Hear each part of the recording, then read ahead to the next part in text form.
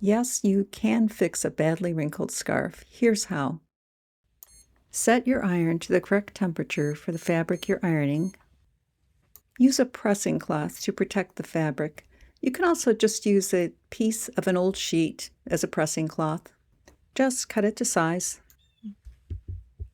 Set your iron to the steam setting because the steam will help with getting the wrinkles out.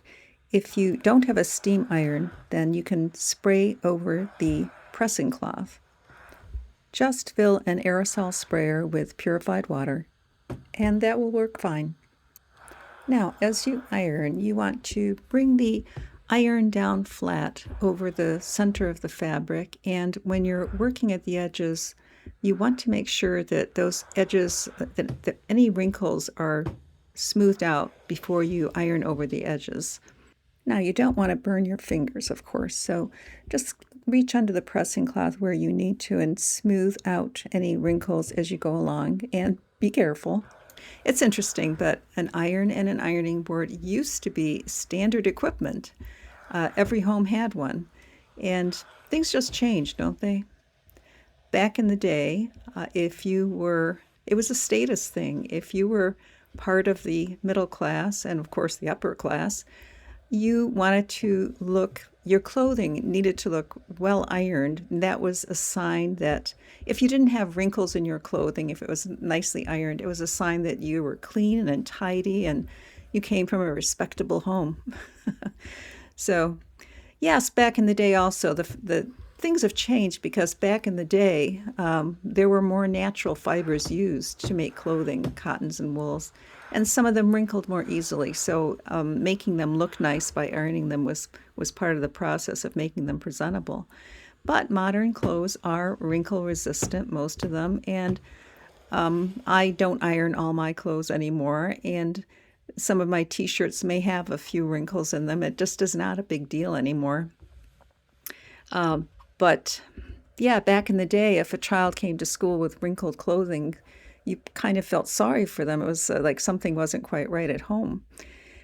Or if you went to work and you were constantly coming into work in wrinkled, untidy clothing, one of your friends might take you aside and ask you, "Is everything okay?" That kind of thing. But today, wrinkles don't have a stigma.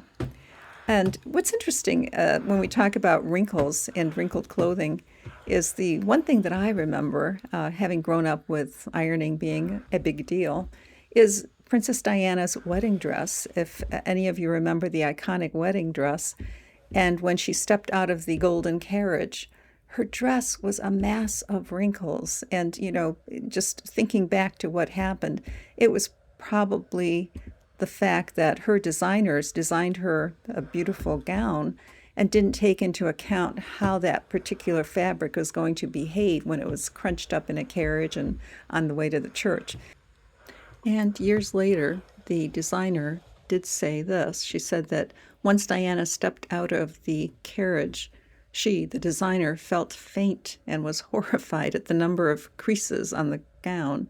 She said, "We did know it would crease a bit, but when I saw her arrive at St. Paul's and we saw the creasing, I actually felt faint."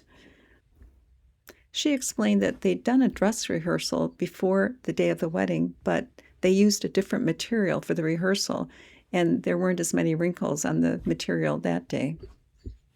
So it was one of those unhappy surprises. I think no iron clothing, the kinds of blouses and shirts you can buy today, are one of the great blessings that we have. And there are times where it's not a big deal in everyday casual dress to have a few wrinkles. There are some occasions where you don't want wrinkled clothing. You're going to your wedding, you want to look pretty sharp and neat. You're going for a job interview, you're showing respect to the interviewer and the process by looking very spiffy.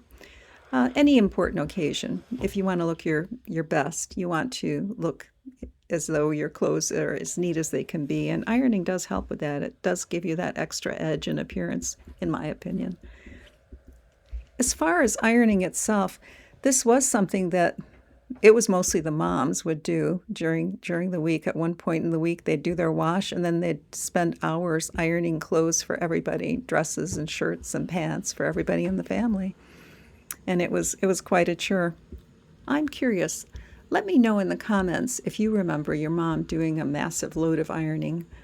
I'm curious too if there's anyone out there whose mom never gave them a lesson in ironing, because that was one of the things that my mom taught me. She took me and my sibling aside and she showed us how to iron a shirt, and we never forgot, and it came in handy. Honestly, it still comes in handy.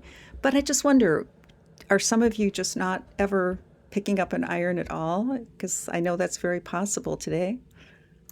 With modern fabrics the way they are, and with no one really expecting people to walk around the way they did in the times where we did iron our clothes, it's not something that a mother might even want to teach a child. It may seem like a waste of time for everyone concerned.